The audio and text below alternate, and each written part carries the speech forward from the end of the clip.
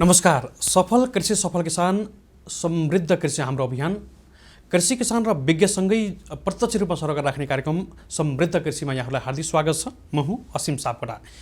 प्रत्यक्ष रूपमा कृषि किसानसँगै विज्ञसँग सरोकार राख्दै नीति निर्माता र सरकारवाला समक्ष विभिन्न विषयहरूसँग प्रत्यक्ष सरोकार राख्ने कार्यक्रम समृद्ध कृषिमा विशेष गरी आज पनि हामीले विभिन्न विषयहरूलाई सँगसँगै जोड्ने प्रयास गरेका छौँ। हामीले यो कार्यक्रमलाई यति बेला मुना कृषि लिमिटेड सानेपामै आएर रेकर्ड गर्दैछौँ। हामीले पछिल्लो समयमा विभिन्न खालका सामूहिक कृषिका कामहरू सँगसँगै चाहिँ नेपालमा उत्पादित सामानहरूलाई सकेसम्म नेपाली उपभोक्तालाई नै उपभोग गराउने सँगसँगै बढी भएको खण्डमा चाहिँ विदेशका विभिन्न देशहरूमा पनि पठाउने खालको एउटा सफल प्रयत्न हुँदैछ मुना कृषि लिमिटेडबाट र विशेष गरी यो सामूहिक कार्य पनि हो र सँगसँगै हामी यही नै बसेर मुना कृषि लिमिटेडले अहिले गरिराखेका कार्यक्रम सँगसँगै चाहिँ विभिन्न ठाउँहरूमा शाखा विस्तार पनि गर्न लागेको छ र हामीले यही नै स्थानमा बसेर यो कार्यक्रम तयार गर्दैछौँ। हामीसँग यति बेला प्रत्यक्ष रूपमा मुना कृषि लिमिटेडका अध्यक्ष युवराज गुरुङ हुनुहुन्छ। उहाँले यो कन्सेप्ट ल्याएर चाहिँ अगाडि बढाउँदै हुनुहुन्छ, धेरै किसानहरूलाई सँगसँगै जोड्दै र प्रत्यक्ष रूपमा हामीले हाम्रा उत्पादनहरूलाई विदेशमा पनि पठाउन सकिन्छ, गुणस्तरीय उत्पादनहरू गर्नुपर्छ, हामीले प्रयोग गर्नुपर्छ भन्ने खालका विभिन्न कामहरूमा पनि सरिक भएर लाग्नु भएको छ। हामी उहाँसँग प्रत्यक्ष रूपमा उहाँकै कार्यकक्षमा बसेर चाहिँ यो कार्यक्रम तयार गरेका छौँ। हामी ढिला नगरी उहाँलाई स्वागत गर्दैछौँ। सर नमस्कार, यहाँलाई स्वागत छ। धन्यवाद। अहिले केमा व्यस्त हुनुहुन्छ? यहाँहरूको त व्यस्तता त बढेको बढै छ है। अहिले हामी बजार विस्तारसँगै र विभिन्न जिल्लाका किसानहरूसँग जसले चाहिँ सेफ फुड उत्पादन गरिराख्नु भएको छ, नेचुरल प्रडक्टहरू उत्पादन गर्नुभएको छ, उहाँहरूसँग चाहिँ जोडिने कामहरूमा हामी त्यसैमा बढी चाहिँ लागिरहेको। भनेपछि जैविक पद्धतिबाट उत्पादन गरिएका उपजहरूलाई चाहिँ यहाँहरूले खरिद पनि गर्नुभएको छ? हाम्रो पहिलो प्राथमिकता चाहिँ पूर्ण जैविक ढङ्गले उत्पादन गरिएका कृषि उपजहरू हो। कतिपय किसानहरूले प्राकृतिक तवरबाट उत्पादन गरेका छन्, त्यसलाई सर्टिफाई गरिएको छैन, त्यसलाई पनि हाम्रो चाहिँ प्रायोरिटीमा पर्छ र एटलिस्ट एउटा चाहिँ सेफ फुड जसले उत्पादन गर्नुभएको छ, जसले चाहिँ अन्तर्राष्ट्रिय मापदण्ड अनुसार सेफली चाहिँ उत्पादन गर्नुभएको छ, त्यो उत्पादनलाई पनि हामी चाहिँ बजारमा ल्याउने चाहिँ प्रयास गरिरहेका छौँ। भनेपछि जस्तो यस्ता खालका उत्पादनहरूलाई पहिला त नेपाली उपभोक्तालाई नै पुर्याउनु पर्यो, नेपाली उपभोक्ताले प्रयोग गर्नु पर्यो, उपभोग गर्नु पर्यो भन्ने खालको यहाँको पहिलो सन्दर्भ रहेछ। त्यसपछि चाहिँ हामीले विदेशमा पनि माग रह्यो भने पठाउन सक्छौँ, नेपाली उत्पादनले पनि विदेशी बजार हासिल गर्न सक्छ अथवा विदेशमा पठाउन सकिन्छ भनेर लागिराख्नु भएको छ है। एकदमै नेपालमा उत्पादित चिजलाई सबभन्दा पहिला नेपालीले नै उपभोग गर्नु पर्यो, त्यसको प्रवर्धन गर्नु पर्यो, त्यसलाई व्यावसायिकीकरणमा जानु पर्यो र हामीसँग बढी भएका चिजहरूलाई त्यसलाई चाहिँ विदेशमा पनि निर्यात गर्नु पर्यो। त्यही नै हो हाम्रो चाहिँ, त्यसैमा हामी केन्द्रित छौँ। जस्तो लामो समय यहाँ पनि विदेश रहनुभयो, बस्नुभयो, सँगसँगै नेपाली किसानलाई सँगै जोड्ने खालको एउटा सामूहिकतामा काम गर्नुपर्छ भनेर अहिले चाहिँ लाग्नु भएको छ। यो कन्सेप्ट पहिलादेखि ल्याउनु भएको थियो अथवा पछि योजना बनाउनु भयो? गैर आवासीय नेपाली सङ्घमा आबद्ध भइसकेपछि त्यसमा गैर आवासीय नेपाली सङ्घको विभिन्न समितिहरूमध्ये पछिल्लोचोटि 1.5 दशकपछि चाहिँ एउटा कृषि समिति पनि बन्यो र त्यो चाहिँ मलाई संस्थाले त्यसलाई ग्लोबली कोअर्डिनेट गर्ने जिम्मा दिइसकेपछि त्यसमा अझै बढी चाख रुचिहरू पनि भएर हाम्रो डायस्पोरामा रहेका नेपाली साथीहरू जो कृषिसँग सम्बद्ध हुनुहुन्छ उहाँहरूलाई जोडेर हामीले एउटा सामूहिक अभियान सुरु गऱ्यौँ र विगत 3 वर्षदेखि चाहिँ नेपालमै आएर त्यसको अध्ययनहरू गऱ्यौँ, अन्तर्क्रियाहरू गऱ्यौँ, संवादहरू गऱ्यौँ। त्यसपछि चाहिँ हामी यसलाई संस्थागत ढङ्गले मुना कृषि लिमिटेड हामीले 1 वर्ष अगाडि स्थापित गरेर त्यसबाट चाहिँ अहिले मुना बजार चाहिँ सञ्चालित गर्ने क्रममा चाहिँ अहिले हामी यहाँसम्म आइपुगेका छौँ। अहिले यो सानेपामा हामी छौँ है, यो पहिलो शाखा हो यहाँहरूको? हामी चाहिँ यस्तो भयो, हाम्रो कम्पनी स्थापित भइसकेपछि यो कोभिड-19 को महामारी सुरु भइहाल्यो र त्यो बिचमा हामीले चाहिँ अब हामीले के गर्ने भन्ने विषयमा छलफल गरिसकेपछि यस्तो बेलामा पनि हामीले कुनै एउटा सामाजिक उत्तरदायित्व निर्वाह गर्नुपर्छ भन्ने कोडबाट हामीले गत वैशाखको चाहिँ सुरुदेखि हामी वैशाख जेठ असार 3 महिना चाहिँ हामीले नन प्रफिट मेकिङ अर्गनाइजेसनको रूपमा चाहिँ हामीले चाहिँ त्यो बेलामा हामीले कामहरू गऱ्यौँ र त्यो 3 महिना हामीले धेरै कामहरू गर्ने प्रयासहरू गऱ्यौँ। त्यसबाट सिक्यौँ पनि, केही कुराहरू सिक्यौँ पनि। त्यसपछि चाहिँ हामी यसलाई त्यो 3 महिनापछि चाहिँ हामीले त्यो एउटा मिसनलाई स्टप गरेर अनि अहिले चाहिँ हामी व्यावसायिक रूपमा चाहिँ पूर्ण रूपले हामी लागेका छौँ।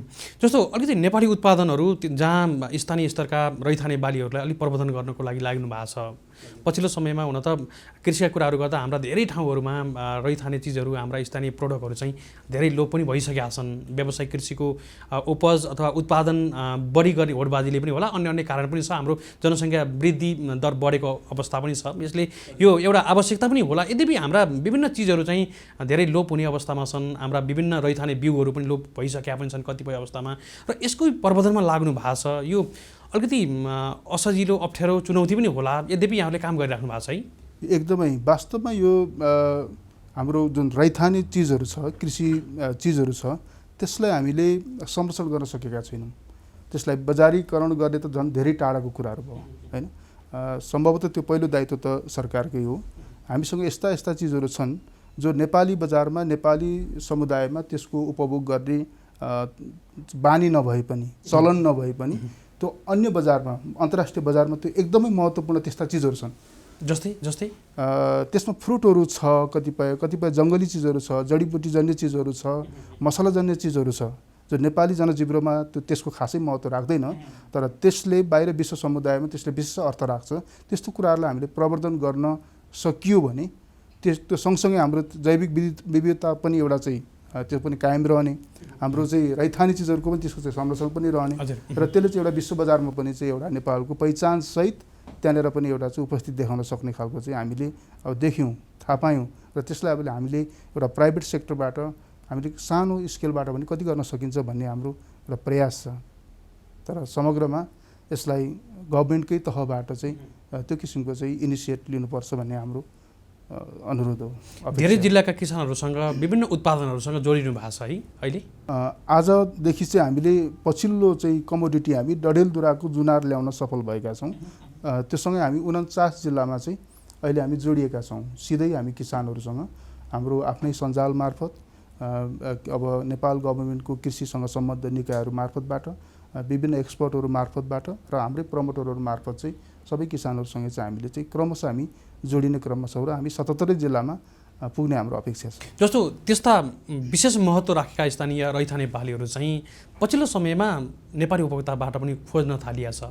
सकेसम्म चाहिँ प्रयोग गर्न पाए हुन्थ्यो अथवा पर्याप्त मात्रामा बजारमा भइदिए हुन्थ्यो भन्ने चाहना त हुन्छ। यद्यपि कति पुरा भएको छ, कति भएको छैन, तर यहाँहरूको एउटा प्रयासले चाहिँ भोलिको दिनहरूमा नेपाली उपभोक्ता पनि बजारमै छन् अथवा नेपाली बजार पनि एउटा पर्याप्त छ अथवा चाहिँ सुनिश्चित छ भन्ने खालको सन्देश पनि यहाँहरूले दिइराख्नु भएको छ। कस्तो छ नेपाली उपभोक्ताहरूमा चाहिँ यस्ता खालका चिजहरू, यस्ता खालका प्रोडक्टहरू चाहिँ खोजी खाने चलन फेरि आएकै अवस्था हो अहिले? एकदमै अहिले चाहिँ कस्तो भन्दाखेरि त्यो स्वादको पनि चाहिँ तपाईँको हरेक जिल्लाको, हरेक अल्टिच्युडको चाहिँ तपाईँको त्यसको स्वादमा पनि त्यो थाहा पाउने चाहिँ एउटा चाहिँ सचेत एउटा चाहिँ उपभोक्ताहरू चाहिँ हामीले पाइसकेका छौँ। त्यसैले उहाँहरूले हामी के भन्छौँ भने हामी जुन ठाउँको उत्पादन हो हामी त्यही कुरा चाहिँ हामी त्यहाँ मेन्सन गरेर हामी चाहिँ बिक्री वितरण गर्छौँ। र उहाँहरूलाई के भन्छौँ भने हामी यसमा यो राम्ररी केलाइएको छ, तपाईँले किचनमा लगेर केलाउनु पर्दैन, बाँकी स्वादको कुराहरूको बारेमा चाहिँ तपाईँले यसलाई उपभोग गरिसकेपछि तपाईँले हामीले फिडब्याक दिनुहोस् हामी भन्छौँ, र त्यसमा चाहिँ उहाँहरू सन्तुष्ट हुनुहुन्छ। अब यो सँगसँगै बाहिरको डायस्पोरामा पनि नेपाली समुदाय त्यहाँ चाहिँ राम्रैसँगले सङ्गठित रूपमा नेपाली रेस्टुरेन्टहरू चलाएर बसेका छन्। उहाँहरूले चाहिँ नेपाली रेस्टुरेन्ट, तर त्यहाँको चाहिँ खानेकुराहरू चाहिँ तपाईँको इन्डियाको मसलाहरू, अरू एसियन कन्ट्रीका चाहिँ मसलाहरू, अनि चामलहरू, गेडागुडीहरू बेचेर चाहिँ त्यो नेपालीपन दिइराख्नु भएको छ। तर त्यसको ठाउँमा हामीले नेपालकै चिजलाई, नेपालकै स्थानीय चिजलाई, रैथाने चिजलाई त्यो ठाउँमा पुर्याउन सकियो भने त्यसको स्वाद मात्रै होइन, त्यसले दिने चाहिँ जुन शरीरलाई दिने जुन एउटा तत्त्वहरू छ त्यो ठ्याक्कै बढोत्तरी भइहाल्छ। भनेपछि बजार आफैमा एउटा कला पनि हो, एउटा नेटवर्क पनि हो। भनेपछि बजार चाहिँ भोलिको सदाबहार बजार छ, स्वदेशी होस् अथवा विदेशी बजार होस्, हाम्रा यस्ता चिजहरूको चाहिँ विशेष नै महत्त्व छ भन्ने खालको यहाँको सन्दर्भ रह्यो है। हामी सुरुमा चाहिँ अब नेपालको कृषिमा हामी आबद्ध हुने भन्ने ढङ्गले जुन उत्साहका साथ हामी आइसकेपछि अब कृषिको दर्जनौँ आयामहरूमध्ये कुन चाहिँ पाटोलाई हामीले समात्ने भन्ने विषयमा हामीले झन्डै 1.5-2 वर्षै हामीले चाहिँ एक्सर्साइज गऱ्यौँ र हामीले कन्क्लुजनमा चाहिँ के पुग्यौँ भन्दाखेरि एउटा न्यायपूर्ण बजार स्थापना गर्न सकियो भने किसानले आफ्नो उत्पादनको मूल्य आफै राख्न सक्ने, त्यो पनि चाहिँ उसले चाहिँ त्यो के अरे शानका साथ चाहिँ मेरो चिजको चाहिँ मूल्य यो हो भन्न सक्ने खालको। यहाँ त के छ भने कुनै एउटा सामान्य किसानले कुनै चिजहरूलाई बेच्नु पर्यो भने उसले आफ्नो दाम भन्न नपाइकन किन्ने मान्छेले यतिमा दिन्छौ भनेर बार्गेनिङ सुरु गरिहाल्छ नि। त्यसको अन्त्य गर्नको लागि त्यो चाहिँ एउटा समग्र किसान प्रतिको चाहिँ त्यो चाहिँ एउटा चाहिँ रेस्पेक्ट पनि भएन। त्यसो भएको हुनाले उनीहरूले आफ्नो मूल्य पनि राख्न सकोस्, त्यस्तो चिजहरूलाई हामीले चाहिँ बजारमा ल्याउन सकियोस्, त्यसलाई चाहिँ स्थान दिन सकियोस् र एउटा चाहिँ हामीले एउटा सामाजिक उत्तरदायित्व सहितको व्यवसाय र एउटा चाहिँ न्यायपूर्ण बजार चाहिँ स्थापित गर्न सकिन्छ भन्ने कोडबाट हामीले लागेका छौँ र त्यसमा हामीले आंशिक सफलताहरू पाउन थालेका छौँ, पोजिटिभ फिडब्याकहरू पाउन थालेका छौँ, हामी उत्साहित छौँ। अलिकति पछिल्लो समयमा हेर्ने भने चाहिँ नेपालमा अहिले विषाक्त खानपान, अलिकति रसायन, अत्याधिक विषयुक्त चिजहरू चाहिँ बजारमा आएर हाम्रा रैथाने चिजहरू हराउँदै गएको अवस्था पनि थियो र यहाँहरूले प्रबन्धनको लागि लागिराख्नु भएको छ। जस्तो एउटा हिसाबले किसानले यस्ता खालका चिजहरू उत्पादन गर्दा अलिकति लागत बढी हुने अथवा चाहिँ बिस्तारै हराउँदै जाने, विभिन्न ठाउँहरूमा बिउनै लोप पनि भइसकेका छन् कतिपय अवस्थामा। यसलाई चाहिँ किसानहरूलाई जागरुक चाहिँ कसरी बनाउनु भएको छ यहाँहरूले? होइन, अब हामी आफैले त एउटा प्राइभेट सेक्टर हो, हामी सानो स्केलबाट सुरु गरेका छौँ। हामी अब नाफामा पनि जानुपर्ने हुन्छ, किनभने हामी आफै सस्टेन हुनुपर्ने हुन्छ। कतिपय कुराहरूलाई किसानहरूलाई सचेत गराउने, उहाँहरूलाई चाहिँ उत्प्रेरित गर्ने कुराहरू हाम्रो लेभलबाट त्यस्तो धेरै गर्न सकिएको छैन। हामी मात्र के भन्छौँ भने तपाईँहरूले सकिन्छ, तपाईँले अर्ग्यानिक उत्पादन गर्नतिर तपाईँहरू लाग्नु, सर्टिफाई गर्नतिर लाग्नुहोस्। यदि त्यो सक्नुहुन्न भने पनि हाम्रो पुरातन शैलीले जसरी हामी चाहिँ कृषि पेसामा हाम्रो पुर्खाहरू लागेका छन्, एउटा प्राकृतिक पद्धतिलाई अपनाएर आफ्नै साधन स्रोत, स्थानीय साधन स्रोतलाई प्रयोग गरेर तपाईँहरू उत्पादन गर्नुहोस्। त्यसलाई हामी अन्य वस्तुहरूभन्दा तपाईँहरूको चाहिँ अलिकति बढी हामी चाहिँ मूल्य दिन्छौँ। तपाईँहरूको हामी किन दिने ग्यारेन्टी गर्छौँ, तपाईँहरूसँग जे हुन्छ भनेर चाहिँ हामी त्यो खालको चाहिँ एउटा इमान्दार किसानहरूको चाहिँ हामी चाहिँ यसलाई सँग हामी एउटा सम्झौता गर्दै हामी जान्छौँ। त्यसैले हामीले आफ्नो तौरबाट गर्ने कुराहरू त्यति मात्रै हो। भोलि हाम्रो कम्पनीको क्षमता बढ्दै गइसकेपछि हामी अझै रिसर्च एन्ड डेभलपमेन्टको कुराहरूमा, किसानहरूलाई चाहिँ तालिम दिने कुराहरूमा, किसानहरूलाई चाहिँ मल बिउहरू पनि दिने कुराहरूमा अहिले त हामी देखाइदिन मात्रै सक्छौँ, भनिदिन मात्रै सक्छौँ, अनि उहाँहरूको सामान चाहिँ किनिदिन मात्रै सक्छौँ। तर पछाडि चाहिँ हामी त्यस स्तरमा पनि हामी जान सक्ने हाम्रो चाहिँ अपेक्षाहरू छ, हेर्दैछौँ। अब भनेपछि जस्तो यहाँले भन्दै गर्दा अलिकति यहाँको कुरा पुगेन। जस्तो स्थानीय स्तरका उत्पादनहरू चाहिँ उत्पादन भयो भने बजार ग्यारेन्टी भएपछि त किसानहरू जागरुक हुने कुरा पनि रह्यो र अलिकति यस्ता खालका उत्पादनलाई संरक्षण र प्रवर्धन गर्नुपर्छ अथवा तपाईँहरू उत्पादन गर्नुहोस् भनेर यहाँहरूले जागरुक बनाउँदै गर्दा अथवा बजार छ भन्ने ग्यारेन्टी भइसके पछाडि अथवा राम्रो मूल्य पाउँछ भन्ने ग्यारेन्टी भइसके पछाडि किसानहरू उत्पादन गर्न त तयार नै छन्। तयार छन्, तर त्यसमा के छ भन्दाखेरि अस्वस्थ प्रतिस्पर्धा छ। बढी उत्पादन कसले गरिदिने र बिचमा त्यसमा चाहिँ त्यो भेन्डरहरू, जुन व्यापारीहरू चाहिँ खेत बारीमा पुगिरहेको हुन्छ, उनीहरूले चाहिँ त्यो उत्साहित गर्ने भन्दा पनि उनीहरूलाई चाहिँ त्यो किसिमको जुन किसिमको उत्साह दिनुपर्ने हो त्यो चाहिँ प्र्याक्टिकली पाइएको छैन। त्यसले गर्दाखेरि किसानहरूले के भन्छन् भन्दाखेरि विषादी प्रयोग गरेर उत्पादन गरिएको चिज र हामीले चाहिँ सबै प्रक्रिया चाहिँ प्राकृतिक स्वच्छ सेफली हामीले उत्पादन गरेको चिजको मूल्य एउटै भएपछि हामी कसरी जान सक्छौँ भन्ने खालको कुराहरू गर्नुहुन्छ। अब त्यो लेभलमा चाहिँ राज्यले नै अगाडि सर्नुपर्ने हुन्छ, त्यही किसिमको पोलिसीहरू ल्याउनु पर्ने हुन्छ।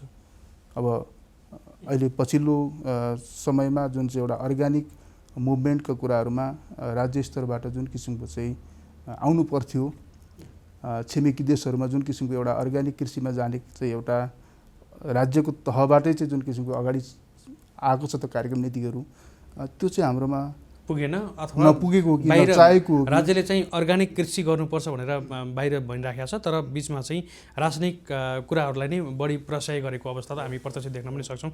अब यतातिर हामी नलागौँ यो विषयमा। अर्को प्रसङ्गलाई हामीले हेर्दै गर्दा चाहिँ नेपालका हरेक ठाउँका कुनै न कुनै विशेषता, कुनै न कुनै प्रोडक्टहरू छन्। जस्तो यहाँले अगाडि भन्नुभएको थियो, त्यस्ता प्रोडक्टहरूलाई चाहिँ अब हामीले जगाउनुपर्छ, फेरि उत्पादन गर्नुपर्छ र हामीले पुस्ता हस्तान्तरण गर्नुपर्यो हाम्रा बालीहरू पनि, किनकि लोप भयो भने चाहिँ हाम्रा चिजहरू थिए रे भन्ने अवस्था त नआओस् भनेर पनि यहाँ पनि लाग्नु भएको छ।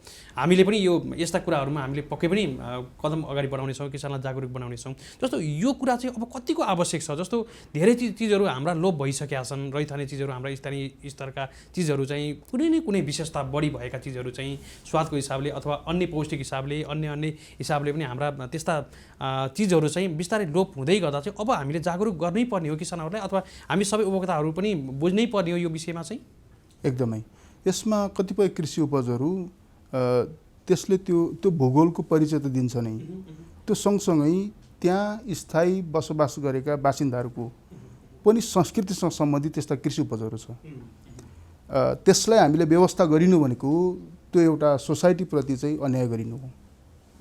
त्यसो भएको हुनाले पनि हरेक कोणबाट त्यसले आफ्नो नेपालको परिचय, त्यो समुदायको परिचय, त्यो भूगोलको परिचय, त्यो सँगसँगै हाम्रो चाहिँ जुन विविधता छ त्यसलाई संरक्षण गरिराख्ने, त्यसलाई प्रवर्धन गरिराख्ने र त्यसैलाई हामीले विश्व बजारमा बेच्न सक्ने त्यो चाहिँ एउटा सम्भावना हुँदाहुँदै पनि हामीले त्यसलाई जति एउटा चाहिँ जुन एउटा कलेक्टिभली हामीले जति जान सक्नुपर्ने एउटा प्राइभेट सेक्टर, गभर्मेन्ट, अन्य चाहिँ सपोर्टिभ अर्गनाइजेसनहरू एउटा त्यो ढङ्गले जानुपर्ने त्यति चाहिँ भइरहेको छैन र त्यो आवश्यक छ, त्यो हुनुपर्छ र त्यसमा चाहिँ हाम्रो आफ्नो तर्फबाट जति सक्छौँ हामी त्यसमा चाहिँ प्रयास गर्छौँ।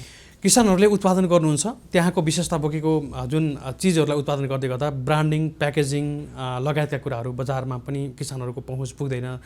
यसको लागि कुनै संस्था, कुनै संयन्त्र चाहिँ अगाडि आउनुपर्छ। सरकारी संयन्त्र पनि आफ्नो तरिकाले काम गरिराखेका होलान्, यहाँहरू पनि गरिराख्नु भएको छ। यो राष्ट्रियसँगै अन्तर्राष्ट्रिय बजार पनि सुनिश्चित छ भन्ने खालको काम यहाँहरूले गर्दै गर्दा चाहिँ अहिले रेस्पोन्स कस्तो पाइराख्नु भएको छ? यहाँले 2-3 वर्ष काम गरिराख्नु भएको छ अहिले।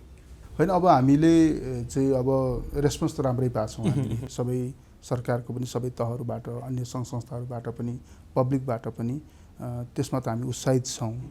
तर यसलाई एउटा हामीले एउटा चाहिँ यसलाई साँच्चै गुणात्मक परिवर्तन ल्याउनको लागि चाहिँ राम्रै किसिमको एक्सर्साइज गर्नुपर्ने हुन्छ त्यो कलेक्टिभली। त्यसैले त्यस्ता चिजहरू, कतिपय चिजहरूलाई चाहिँ हामीले चाहिँ तुरुन्तै त्यसको चाहिँ प्रवर्धन गर्नुपर्ने र विश्व बजारमा जानुपर्ने कुराहरू छ। जस्तो अहिले अब पूर्वी क्षेत्रमा अलैँचीको उत्पादन भएको छ, त्यसको बजार चाहिँ तपाईँको चाहिँ इन्डिया मात्रै हो। इन्डियाको व्यापारीले आएर किनिदियो भने त्यसले भाउ पायो, नभए त्यो घर घरै त्यतिकै थन्केर बसेको हुन्छ।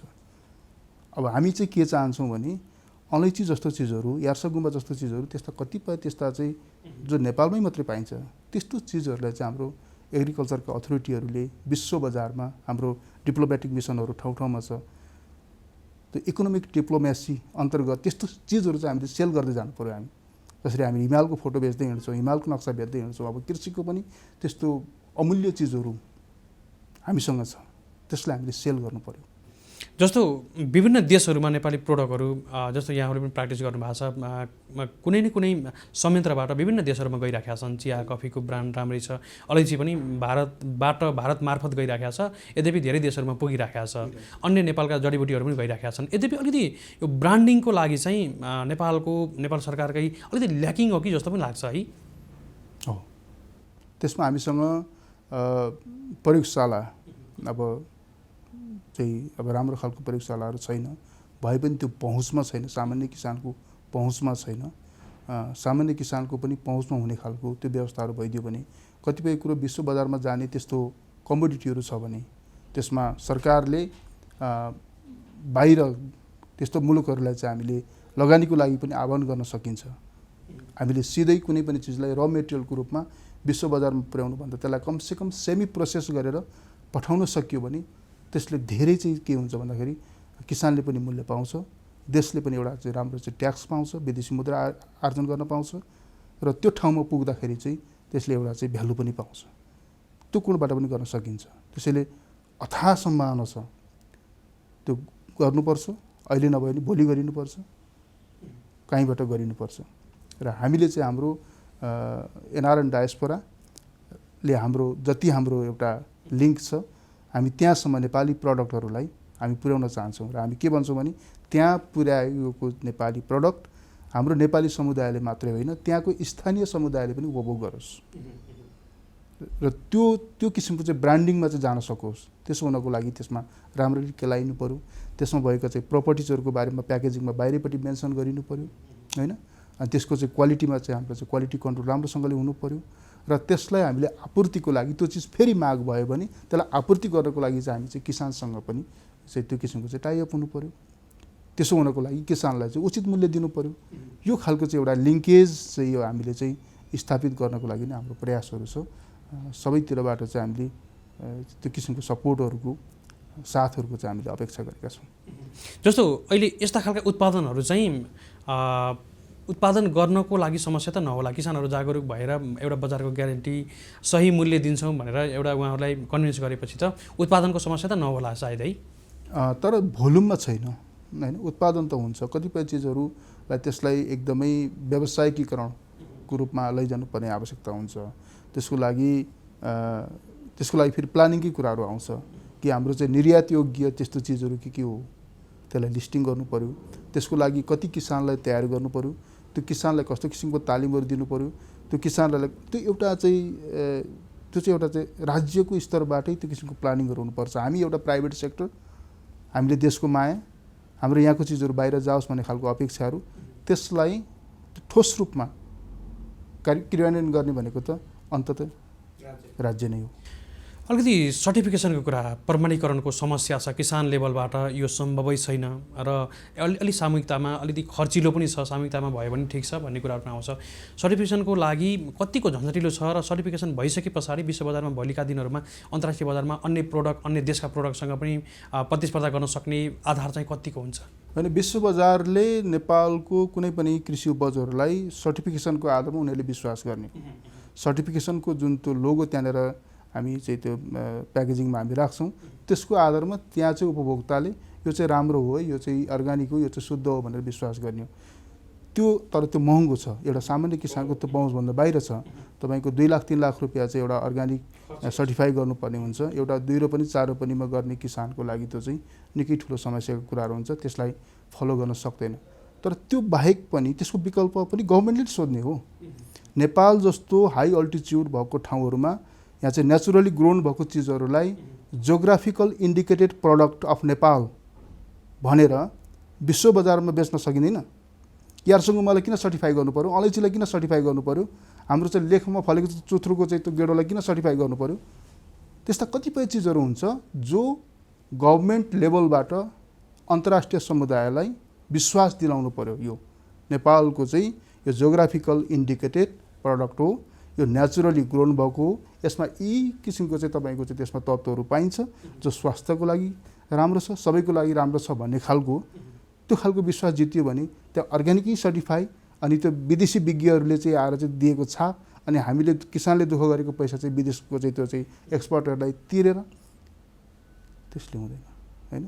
कि त नेपाल गभर्मेन्टले जुन अहिले गुड एग्रिकल्चर प्र्याक्टिस चाहिँ अब सुरु गरेको छ त्यसलाई पनि युद्ध स्तरमा चाहिँ व्यावहारिक रूपमा र एउटा सर्वसाधारण किसानको तहसम्म ल्याउन सक्नु पर्यो कि होइन भने त्यसले एउटा विकल्पको रूपमा सोच्नुपर्ने हुन्छ। र नेचुरल प्रडक्टलाई हामीले विश्व बजारमा खुला ढङ्गले सोच्नु पर्यो। युरोपियन पार्लियामेन्टले युरोपियन मुलुकमा चाहिँ हामीले यहाँको कृषि उपजहरूलाई त्यहाँ पठाउनको लागि उनीहरूले एक किसिमको पोलिसीमा सब्सिडी जस्तो दिएको छ। त्यहाँ धेरै कन्ट्रोलहरू छैन, हामीले सहजै पठाउन सकिन्छ। गुन्द्रुकलाई, महलाई, यस्ता सागसब्जी, गेडागुडीहरू सबै पठाउन सकिन्छ। त्यो किसिमको बेनिफिट हामीले लिनु पर्यो, त्यो लिन सकिन्छ, तत्परता हुनु पर्यो। अलिकति यो रासायनिक भर्सेस अर्ग्यानिक जस्तो बजारमा सधैँभरि ग्ल्यामरको रूपमा भइरहेको छ, यो सम्भव छ भन्नेहरू पनि छन्, सम्भव छैन, अर्ग्यानिक रूपले गर्न सम्भवै छैन अथवा धेरै महँगो पर्छ, डिफ्रेन्स हुन्छ भन्ने कुराहरूमा आउँछ। यो भर्सेसको रूपमै आउने रहेछ। जस्तो यहाँहरू चाहिँ अलिकति अर्ग्यानिक जैविक खेती पद्धतिलाई चाहिँ टेवा दिनुपर्छ, प्रवर्धन गर्नुपर्छ भनेर लागिराख्नु भएको छ। यो बिचमा जोडिँदै गर्दा किसानहरूबाट के कस्तो प्रतिक्रिया आउनुभयो, के कस्ता प्रतिक्रिया पाउनुभयो, सँगसँगै यो विज्ञहरू मार्फत पनि के कस्ता कुराहरू सुझावको रूपमा पाउनु भएको छ यहाँले? होइन, अब हामी त सेफ फुडको रूपमा हामी त्यो सेफ फुडको पनि स्पष्ट गाइडलाइन के हो त्यो टुङ्गोहरू भइसकेको छैन। मुनाले आफैले एउटा चाहिँ सेफ फुडको चाहिँ गाइडलाइन हामी तयार गर्दैछौँ। हामीसँग एकदम रिनाउन एक्सपर्टहरू हुनुहुन्छ, उहाँहरूले चाहिँ एक्सर्साइजहरू गरिराख्नु भएको छ र हामी चाहिँ बिस्तारै चाहिँ हामी अर्ग्यानिकमा जानुपर्छ भनेर भनिरहेका छौँ। अब यो त्यो बजारमा कसरी बेच्ने भन्ने विषयमा त्यो कसैले व्यावसायिक ढङ्गले प्रतिस्पर्धा गर्लान्, कसैले त्यसमा चाहिँ अस्वस्थ किसिमको प्रतिस्पर्धा गर्ला। त्यो पनि फेरि त्यसलाई पनि कन्ट्रोल गर्ने मेकानिजम भनेको अन्ततः के हुन्छ भने सरकारकै हो हैन। जस्तो अहिले जहाँ जसले अर्ग्यानिक भनेर बेचिरहेको छ त्यो अर्ग्यानिक हो कि होइन, त्यो मैले गरेर नाप्ने होइन, उपभोक्ताले गरेर नाप्ने, त्यो भने त सरकारले हेर्ने हो। त्यहाँनिर सरकारले यो चिज यो यसरी बेच, यसरी यति खाऊ, यति गरे बापत यसरी ट्याक्स तिर भन्ने खालको सम्पूर्ण नियमन गर्ने त गभर्मेन्ट नै हो। यहाँ त जसलाई पनि जे पनि भनिदिइरहेको छ हैन, त्यसको पनि चाहिँ अब चाहिँ त्यसलाई पनि चाहिँ नियमन गरिनुपर्छ।